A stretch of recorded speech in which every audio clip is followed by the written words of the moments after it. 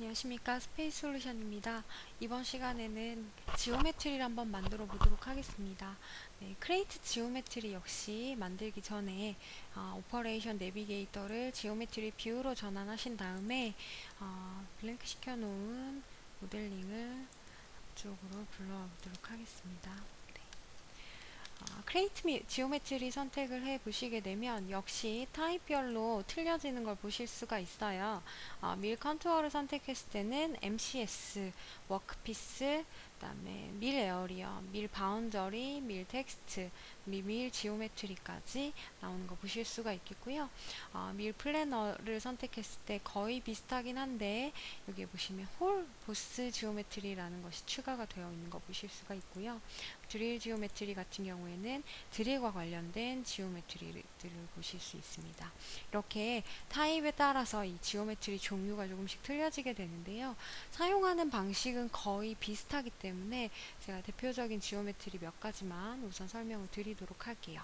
네, 첫 번째는 MCS.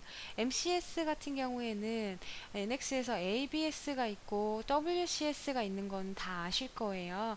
네, 그 외에 매뉴팩처링에서는 MCS라고 해서 머신 코디네이트 시스템입니다. 그래서 기계 좌표의 원점을 잡아주는 거라고 보시면 될 것 같은데요. 기본적으로 이 MCS를 설정하지 않으면 WCS와 동일하게 나오기는 해요.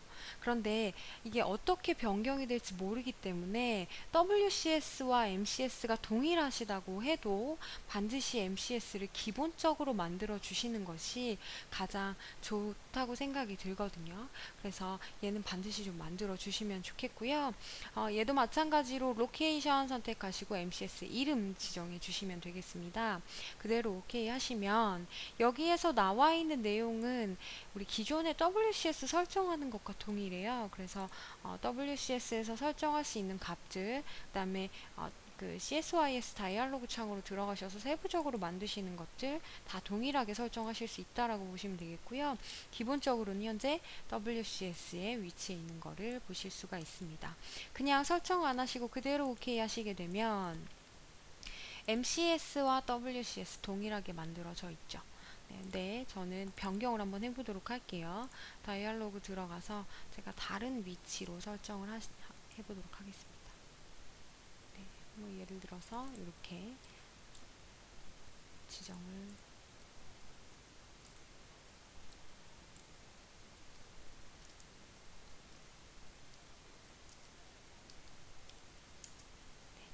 이렇게 지정을 하시게 되면 자, 지금 기본적으로 만들어져 있던 MCS 있죠. 요거는 아무것도 설정하지 않은 값이기 때문에 얘 선택해 보면 WCS와 동일하게 선택되어 있는 거 보이시고요. 그죠?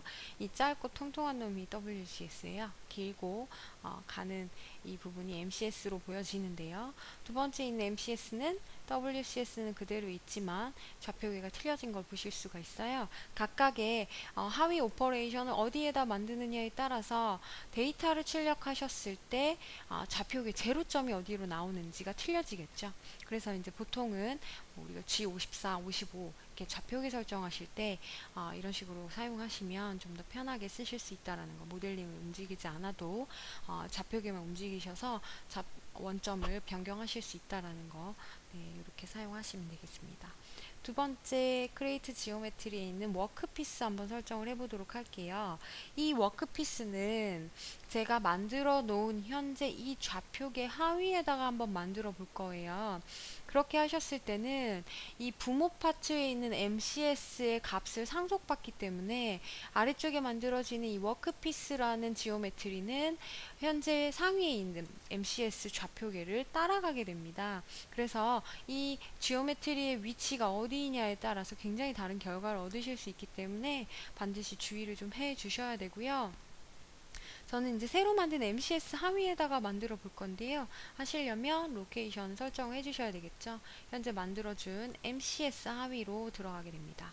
그대로 워크피스 다시 1로 해서 OK 눌러보시면 이번에 설정하신 이 워크피스 지오메트리라는 거는요. 파트 블랭크 체크를 선택하실 수 있어요. 네, 파트는 가공물이 되겠고요. 블랭크는 가공 소재. 그다음에 체크는 우리가 보통 클램프로 인식시켜주는, 그러니까 가공을 하면 안 되는 부분들을 설정을 해주는 값이 되겠습니다. 아래쪽에서 메털리얼해진 카본이 선택이 되어 있는데, 요거는 이제 가공 소재, 그 가공물에 대한 재질이에요. 아까 툴에서 설명드렸듯이 공구와 그다음에 가공물, 재질을 선택을 하시게 되면 그 두 가지로 이 NX에서 제공하고 있는 라이브러리에서 피드나 스핀들을 불러오실 수 있게 되는 건데요. 네, 여기 편집을 선택을 하시면 지금 현재 제공하고 있는 라이브러리에 있는 재질들을 항목을 보실 수가 있겠습니다. 네, 파트 한번 선택해 보도록 할게요. 네, 스페시파이 파트 오른쪽에 아이콘 선택하시면 되겠고요. 솔리드 바디를 선택을 해주시거나 시트 바디도 마찬가지로 선택을 해 주실 수가 있습니다. 해당한 오브젝트 선택하시고 OK 하시면 파트 옆에 손전등이 켜지면서 지금 현재 파트가 선택이 되었다라는 것을 보실 수가 있는데요. 오른쪽에 있는 이 디스플레이 아이콘을 찍으시면 어떤 오브젝트가 선택이 되어 있는지를 보실 수가 있죠. 확인이 가능하시고요. 이 오브젝트를 편집하시거나 아니면 삭제하시거나 하실 때는 다시 한번 선택하는 아이콘으로 들어가셔서 여기에 선택되어 있는 이 오브젝트를 Shift를 선택하셔서 해제하셔도 되고요. 아니면 아래쪽에 X 버튼으로 지우셔도 됩니다. 네, 이거 지우시게 되면 다시 아까처럼 원래로 돌아가게 되고요. 네. 네. 이번에는 블랭크 선택 한번 해보도록 하겠습니다. 블랭크는 선택을 하시게 되면 여러가지 옵션으로 만들어져 있어요. 타입에 보시면요, 지오메트리, 옵셋 프롬 파트, 바운딩 블럭, 바운딩 실린더 뭐 이런 것들이 있는데요. 그 중에서 지오메트리는요, 모델링에서 만들어져 있는 오브젝트를 직접 선택하시는 거예요. 가령 여기 제가 블랭크 모델링을 미리 해놨는데요. 네, 얘를 그대로 그냥 솔리드 바디 선택하시면 이 솔리드 바디가 블랭크가 되겠죠. 그래서 뭐 재고를 사용하신다거나 하면 그 재고 사이즈대로, 이게 재고가 이제 정사각형이 아니거나 하실 수 있기 때문에 그 사이즈대로 블랭크를 모델링을 해놓고 쓰셔도 된다라는 것이 굉장히 장점이 되겠습니다. 이게 지오메트리를 쓰시면. 네, 이렇게 이제 쓰시는 게 지오메트리가 되겠고요. 두 번째 있는 바운딩 블럭, 옵셋 프롬 파트는요, 주물 소재에서 많이 사용하죠.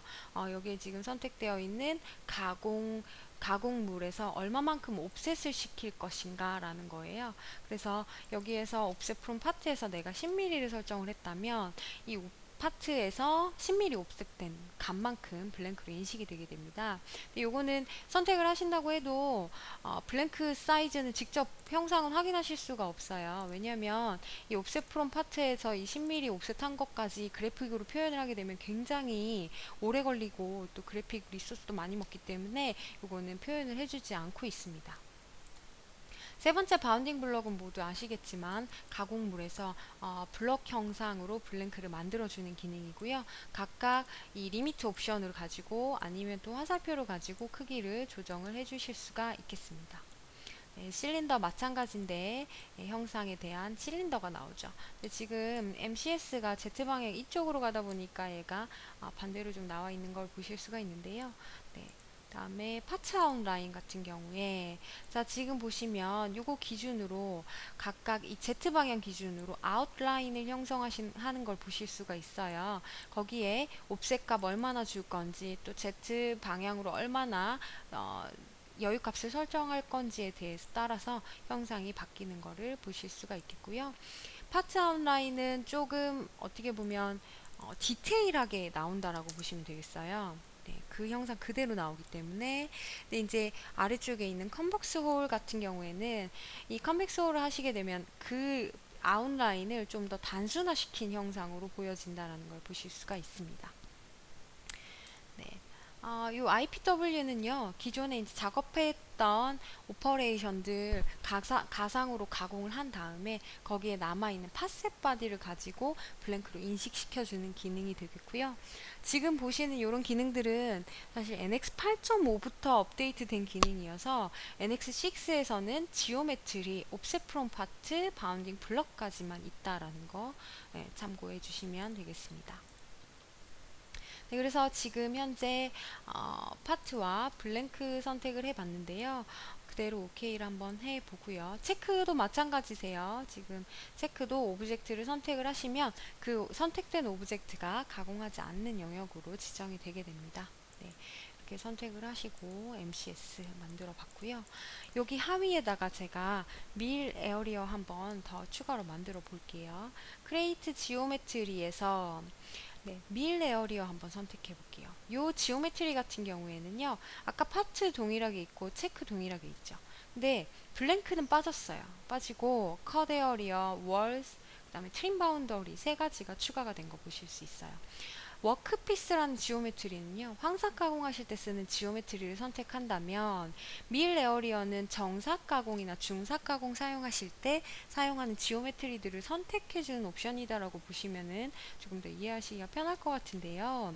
근데 제가 요거를 만들 때 지오메트리, 크리에이트 지오메트리를 선택한 다음에 이 로케이션을요, 워크피스 밑으로 한번 가도록 해볼게요. 워크피스 1 선택하고 오케이 한번 해볼게요.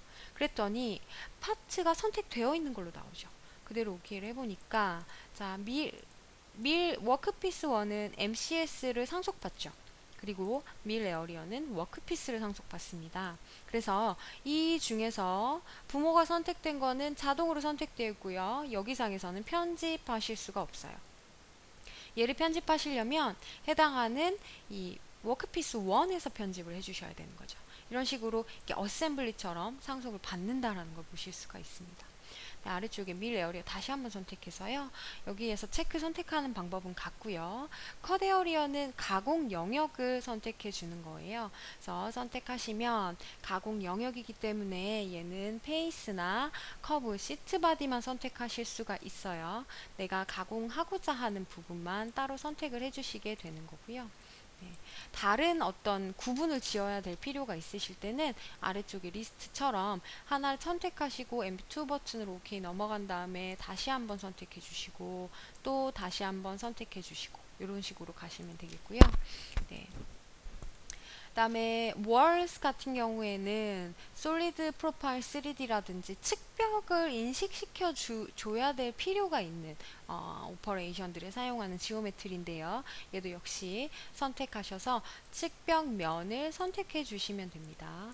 얘들 마찬가지로 선택 해제하실 때는 다시 한번 들어가셔서 X 버튼 누르시거나 Shift 누르시고 페이스를 찍어 주시면 선택 해제되는 거 보실 수가 있습니다. 네. 제일 마지막으로 트림 바운더리 있는데요. 트림 바운더리 같은 경우에는 체크와는 조금 달라요. 트림 바운더리는 2D 영상으로 우리가 페이스나 커브, 포인트를 가지고 선택을 하시는 건데요. 이 차이점에 대해서는 제가 오퍼레이션 만들면서 한 번 더 설명을 드리도록 할게요. 그래서 트림 바운더리, 이 가공을 하지 않는, 그러니까 툴패스를 잘라낼 부분을 선택을 해주시는 거예요. 그래서 페이스를 선택하시거나 아니면 만들어져 있는 커브를 선택하실 수가 있어요. 그래서 제가 기존에 만들어져 있는 커브를 한번 열어볼게요. 네, 여기 있는데요. 자, 지금 네, 트림 바운더리 선택하고 자, 커브를 선택하실 때는 커브 찍고요. 그대로 오케이 하시면 됩니다. 오케이 하실 때 트림 사이드 있죠. 트림 사이드는 이 사이드 하시면 안쪽에 내가 선택한 커브의 안쪽이 트림이 되는 거고요. 아웃사이드 하시면 바깥쪽이 트림이 되는 거 반대로 생각하시면 되겠고요. 인사이드 하신 다음에 그대로 오케이 하셔서 아이고, 커브 선택하고 인사이드 하신 다음에 내가 트림할 커브를 찍어주시고 오케이 하시면 돼요. 네, 이렇게 하시면 지금 현재 컷 에어리어 선택되어 있는 거 보실 수 있고요. 네, 디스플레이로 보면 되겠죠. 그 다음에 월도 선택되어 있는 거 보실 수 있고 트림 바운더리까지 네, 이렇게 확인이 가능하겠습니다. 이상입니다.